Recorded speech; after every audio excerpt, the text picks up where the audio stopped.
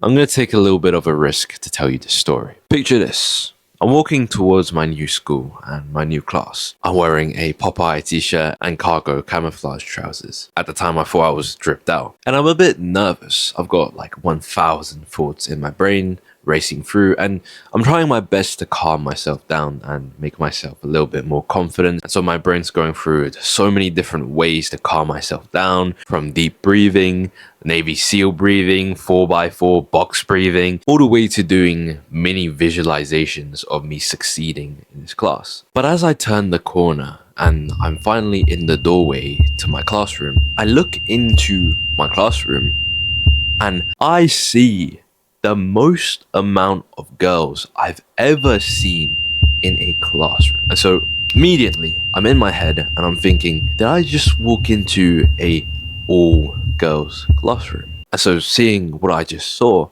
I hesitated outside the classroom a little bit, but no one seemed to question my gender as I stood there and people started going in.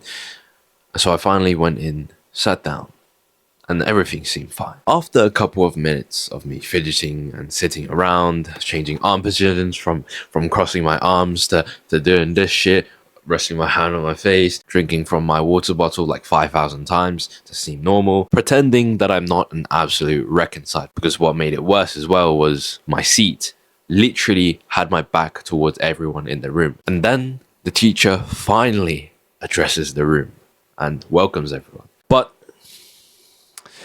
not in the way you'd think. Not like, hello everyone. Not like, oh, did everyone get here safe? No, she literally has to start the lesson, stalking from literal table to table, making this noise, and holding your eye contact for like 10 seconds. Now, as this madness slowly subsides, we're put into a game to know everyone's names around the room. And this game goes something like, say your name and also say something that you like that begins with the beginning letter of your name. So Benji, for example, I like bees. And this goes around the classroom. But here's the thing. Next person, after someone says, my name is John and I like jokes, the next person has to memorize everyone beforehand and then say their own.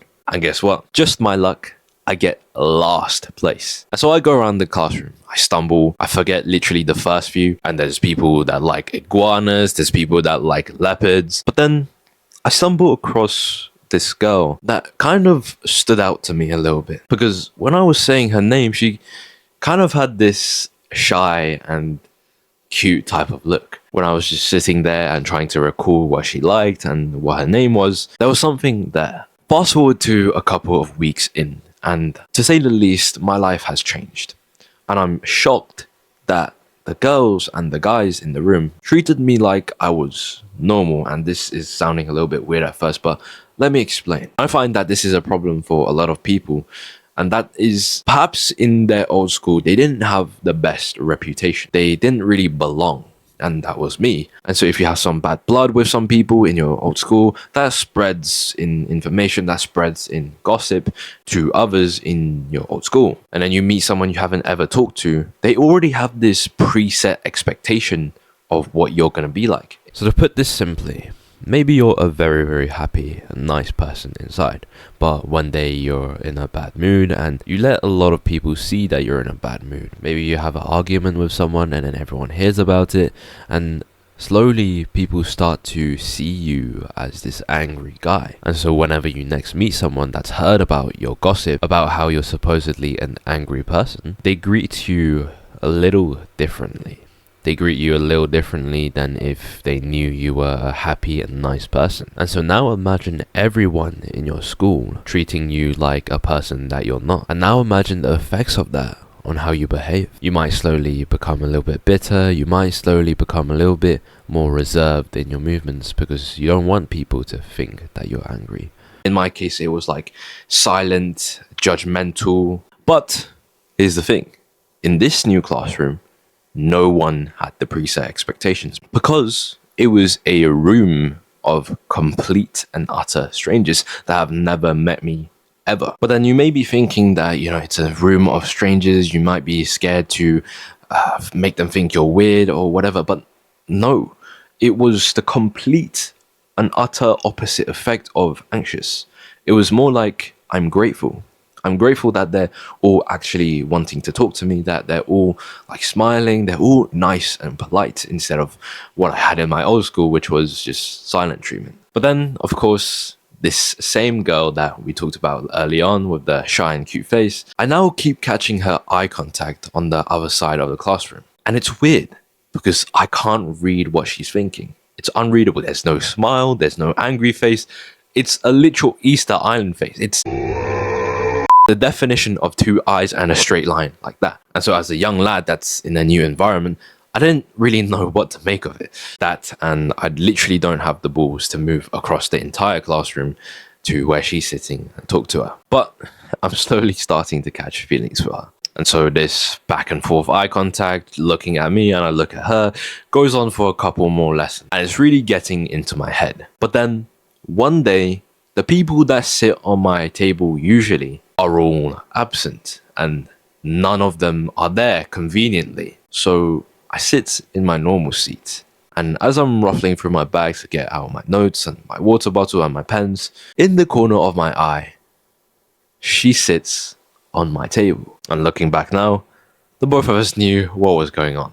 The both of us knew. And let's say that was the spark of it. And I wish I could tell you more about the story and all of the cool, cute little moments, but I feel like that would be getting a little bit too personal. So that's just a sliver of what can happen in college. So I want you to experience what I've experienced in college, or even better, because this is a very, very beautiful part of your life. It's where, I don't know if this term is correct, puppy love is happening. It's where young people love is happening. It's where you make friends, and it's a time where you'll never be able to get back. You'll never be the same age, and you'll never be able to experience college again, as much as I hate the fucking education system. But that's just a personal take that I have. And so I believe college is literally the opportunity for a young man to improve his charisma and improve his confidence. And so in this video, I'll be showing you all the things that I've done and all of the mistakes that I've made, all of the things that I've learned from starting college, so that you can make the most out of your college experience and go from shy, insecure to confident and charismatic. Name is Captain Steve Trevor, pilot, American Expeditionary Forces, serial number 8141. Are you scared of talking to people? Are you scared of talking to strangers? Are you scared of talking to women? Are you scared of public speaking? I think that means we have to start at rock bottom, because you can't go ahead and cold approach a random woman, and you find it hard to go and cold approach even maybe a dude. And so what if I said choosing the right subject could be the best opportunity for you to unfuck your social life, to unfuck your shyness, your insecurity, and that shyness when it comes to talking to women, and turn that into literally just speaking to women like they're normal human beings, instead of calculating what's the best thing to say next, to not seem weird, to hopefully land the most opportunity to speak to her more. Because imagine being like 30 years old, or maybe in your late 20s, and you have no connections, and let's say you're like the average man. Imagine trying to get a bunch of women your same exact age, let's say 20, in the same room. And keep in mind, let's say you're average and you have no social connections, you don't have any like high value friends, you don't have any friends that go to parties and go on billionaire yachts. Imagine how hard that would be. And so with that example in your mind, think about what the classroom is. It's you with a bunch of people your same exact age that are all learning about something that is the same, and you're doing group discussions and you're helping each other with tasks and you're getting paired up to do activities. And so what that means is, alongside being in a classroom with a bunch of people your same age, a bunch of women your same age, you also have preset activities to do together. And so with that being said, what subject should I choose? Well, for me personally, I found that choosing the subjects that are open to discussion are probably the best. My subject, for example, is psychology, and psychology is about people and how society works. Imagine the openness and the imagination I can put into an answer, because there is like no right or wrong answer in psychology. It's all hypothesis. It's all your interpretation. It's all your opinion. Whereas maybe in maths, it's no, this is correct. No, this is wrong. And sure, you can argue that it's partner work in maths or whatever, but all you're talking about is maths. There is no wild question, which is, for example, should men stay at home and women go to work? That's literally one of the questions that they ask in my psychology, at least. And so if you have the choice and you don't have like strict parents or anything, you don't have an Asian mum, then please do me a favor and choose a subject that is open for discussion. Because if you choose a subject that is open for discussion, you have a lot more room to speak about things that are interesting. You also get to speak your mind in an unfiltered way, and so the classroom knows who you are. You also get to speak to the other person and get their opinions on things, and that's much better than asking your crush, what is 2 plus 2? What is 5 times 4? I think it's actually, what is it? It's 20. And then after you do a little bit of maths, you have to sneak in a little bit of small talk, but then the teacher's like, hey, you're going off topic, get back on maths. But then in psychology, you could just be talking about the topic, and that would be interesting in itself. But who knows, if you like maths and you're a maths geek, you may meet another maths geek, and then there you go, you're happily married. And if you suck with women and you have a bunch of insecurities, choose something that's harder. Choose a classroom that has more women than guys, instead of remaining in your little comfort zone. In maybe if you're going to choose IT, you're probably going to get like 100% male. And so talking about this point actually reminds me that one of the biggest factors towards being charismatic and actually enjoying conversations with people is gratefulness. Like, I just remember this one point when I went into class and I just sat down. I was like, man, I'm so grateful for this position in life. I'm so grateful for these people around me. I'm so grateful for the good spirits and atmosphere in here. And fuck it, I'll say it. I'm grateful for the beautiful woman in that classroom. So now we've covered what subject to pick. But then what do you do in the subject? What do you do on your first day in the subject into the classroom? What do you do then to make the most out of it? What do you do then to not fuck up? Which leads me to the next point. I admire your luck, Mr. Bond. James Bond. Starting off these new lessons, everyone's a little bit awkward and no one really knows each other. No one has their own like band, or no one has their own little group in their comfortable tables that they normally go to. Everyone's a little bit awkward, correct? So let's say everyone's on the table and you're about to do a group activity. Well, let's say there's an awkward silence in the table. If you just start up a conversation about something, I know this is like a random ass example that isn't the best, but what if you just say, so why did you guys pick psychology? Or something like that. It sounds cringe right here if I'm telling you right now. But trust me, in the moment, no one gives a fuck. They just want you to give them something to grasp onto so that the awkwardness is gone. They just want something to talk about. And then once you get the awkward, cringe starter question out the way, people will naturally shift towards something else in the conversation and they'll forget all about the first question that you asked. In fact, they'll fucking thank you for giving them something to grasp onto. And so really, I'm talking about ice breaking in a group class scenario, right? But this is really applicable to a lot of other areas in your life. For example, something I learned from my own experience from college in general is that a girl won't really ask you out. A girl doesn't ask you out like a stereotypical man would. She doesn't go up to you and say, I love you, I want you to go out with me. No, from my humble experience, it's very, very rare that a woman would do that. How she actually asks you out is by throwing you a sign. So to back up my point, if you've ever heard of this old folks tale, this old adage of how the lady drops her handkerchief and then the gentleman has to pick up the handkerchief and said, "M'lady, you dropped this handkerchief." That's essentially how the girl asks out the guy. And you may think that that's like an old stereotype or that doesn't apply in the modern day world anymore. Motherfucker, the girls drop the handkerchief by like staring at you multiple times. And I admit, you can't really tell if a girl likes you if she's just staring at you like multiple times. You never really 100% know. But that's a sign. What I'm trying to say and how this relates to ice breaking and the point I'm trying to make is, if the girl throws you a sign, throws you the handkerchief, be the icebreaker.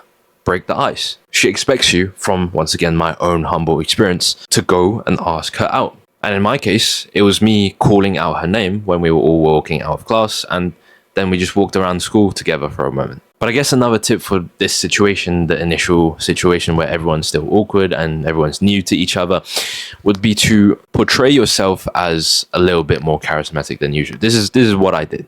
And it's essentially just speak a little bit more than you would normally, answer questions a little bit more than you would normally. And when you do this, you set a bar and a expectation for yourself to keep going, to keep being charismatic. And you basically forge your identity into this classroom. Not to get advanced with my words, but you just give the people in your classroom an expectation of you, which is speaking a little bit more than you are comfortable to. And naturally, with time, every time you go into that classroom, maybe you're a little bit less sociable that day, you're kind of expected to speak more than usual. And so that's just the easy way to keep on being charismatic. Now, if you feel a little bit socially anxious when you're speaking, I want you to know that that's completely normal. When the teacher calls you out on a question and you're going to give a interesting answer, let's say, and you're not sure if the people are going to like it, or maybe it's a little bit too unfiltered, maybe it's a little bit rude, in which case the next chapter will help you completely with that. But I also want to mention, before we go to the next chapter, a quick way to get rid of social anxiety is just to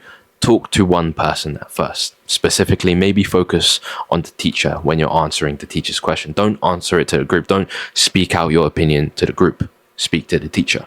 Just focus on the teacher. On to the next chapter. To watch and then taking the time. Izzy, I'll come over to you. We can watch anime. You can put some fucking testosterone on my ass. I'll do it with you. Let's fucking go. Wait.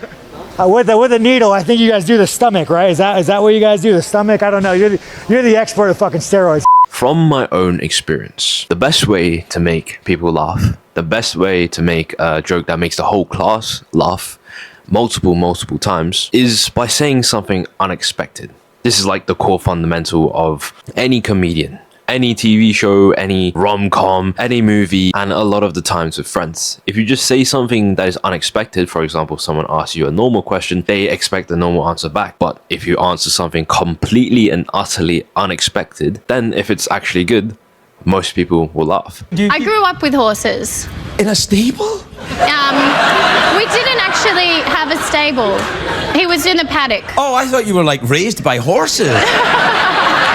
And so how do you say something unexpected time and time again? Well, it's easier than you think, because you don't have to actually look up any jokes online. You just have to be authentic. But alongside being authentic, you also have to be a little bit more interesting than the average person. The guy at school, he sometimes does a little bit of work, goes to parties, plays a little bit of video games, does homework on the last day it's due, and he doesn't really have anything going for him. He's just kind of going around in life, letting life happen to him instead of happening to life, if that makes sense. He's basically being led by fate, and he probably says something like, oh, the goal of life is just to be happy. But in my case, I'm a guy that's on self-improvement. I'm a guy that wants to retire his family earlier, wants to lock in, go monk mode and disappear for a year, do cold showers, read, meditate, all of this shit that's a little bit different than the norm. And so when I tell people at my school that back then I used to go gym like 7 times a week, I used to wake up at 5 a.m., that goes to serve as something unexpected. For example, when I was sitting next to a girl in that classroom I told you about early on, where it was like 95% women, and the topic for that day was social norms, social expectations, and things that are weird compared to things that are normal. And when the girl that sat next to me got picked, she couldn't really think of an answer. Whether she was daydreaming or talking to a friend, I completely forgot. But I literally just turned around and told her, say cold showers. And so she said it, and then the teacher was stunned at it again, and I got a few laughs, and the teacher was just like, oh, cold showers? Oh, okay. But being authentic and saying the truth has helped me in a lot of other ways other than making funny jokes and making the whole class laugh. It's how I found one of my closest friends now, that we hit a bunch of workouts together and even some 5 a.m. workouts together. I was simply being authentic and not caring what people think, which brings me to another point actually, is even if you say the most abrupt thing in class. For example, we had another discussion on whether men or women should stay home and look after kids whilst the other goes and works. And so the teacher said, put your hands up if you're okay with your man staying at home, looking after the baby and the house, and you go to work. A bunch of girls put their hands up, and when it came to the other side, which was gents, are you okay with staying at home and letting your girl go to work? And immediately I said, no, that is not okay. I don't want to see my woman struggle unnecessary struggles. And I even gave an example of how I see my mum, a woman, going to work in the early mornings where it's raining and it's cold and it's dark, and I just feel so sorry, and that makes me work harder. And so that put a silence in the room. Some girls were giving me like a little bit of a look. A girl was actually even face palming, and the teacher even made fun of me for saying my woman. I literally didn't even mean like my woman as in like a weird possessive way. I literally just said my woman as a flow of speech, as I was literally just speaking. But then the teacher just had to grab that shit out of my sentence and say, okay, Benji, my woman. That's interesting. And so she basically tried to style it off as like an insult, but not really an insult. And that sounds bad at first, right? You're getting people disgusted at you. You're getting people that potentially disagree with you. And I've had worse, but I guarantee that a few days after, maybe even next lesson, those motherfuckers don't care anymore. They have their own lives to live, and I kid you not, they've all forgotten about it, because I can just make a funny, good joke again, and everyone laughs, everyone likes me again. Woohoo, hooray. So now we've done the heavy lifting, and we've talked about the more of the heavy topics that I'd say are probably the most important. But what if I told you there are a couple of quick tips that if you just fix like that, or you literally just know about them, they'll make a very, very quick and drastic change to your life. Oh, and by the way, just saying, if you wanted to join a free charisma community to learn more about charisma and lock in your position before the server gains any traction and have it free for the rest of your life, whilst the price of the community goes up and up and up when it eventually gets traction, when I make a good video and people watch and people click. Link in the description below. Let's get back to the video. The first thing, and this is admittedly a little bit random, but if you have tiny bits of hair, I don't have it right now, but I'll show you a picture of what I used to look like. Oh my God, bro. Oh, hell no, man. What the fuck, man? If you have that, like a little mustache, and maybe you think you're going to grow it out and you're looking pretty cool, I'd ask you to think twice, and I'd ask you to get the opinions of your mum, your dad, your family, your uncle, your auntie, your friends, and oftentimes you're not that good looking. But the only reason why I say this is because I literally used to walk into class every single day with that same mustache, that same scruffy little hair here, and I thought I had facial hair, basically. I was deluded. But the surprising thing was, when I shaved it off, I immediately felt like people just wanted to look at me more. Maybe this was placebo, you can say that, but I genuinely felt that people looked at me more, and I genuinely felt that the girls in that classroom, they were willing to talk to me more. And plus, after I shaved it off, I thought I looked like shit anyway, so it's definitely not placebo. Now, I discovered this attention game by scrolling through, kind of doom scrolling through my YouTube. And I stumbled across a video where Andrew Tate was speaking about this psychology between men and women, and how men are supposed to trade attention for sex, and women sex for a man's attention. And that's a very red pill, manosphere, pimp way to look at it. But I feel like there is some element of truth to that. For example, again, in that class that I told you about, and with the girl I told you about early on, the, you know, shy, cute face. And this is gonna get a little bit personal, but one time I felt that she was sort of pulling back in the relationship. I don't know what I did. Maybe I failed a shit test. And so I thought, maybe this is the end of the relationship. Fair enough. Let me pull back as well. But I found that as soon as I pulled back, after a couple of lessons, she began coming back. She began giving me more eye contact and even stared at me for longer, moving to my table. And so perhaps there is an element of truth to Andrew Tate's pimp way of looking at things. Every time I've complimented a girl or a guy, it's never went wrong. Never. Never ever once went wrong. The only way it's ever technically gone wrong for me is when the guy doesn't hear me, or the guy's literally like maybe in a bad mood or whatever, and he just says cheers. But most of the time, they're all enthusiastic, especially if you compliment gym bros, because they're all like deprived from compliments or whatever. But also with girls as well. And you don't even have to go in with the brash, super confident compliment like, oh, I think you're cute or whatever. You don't have to be even that direct. In fact, from my own experience, again, being a little bit indirect is actually a little bit more fun. It's a little bit like you're guessing at something. Does he really like me?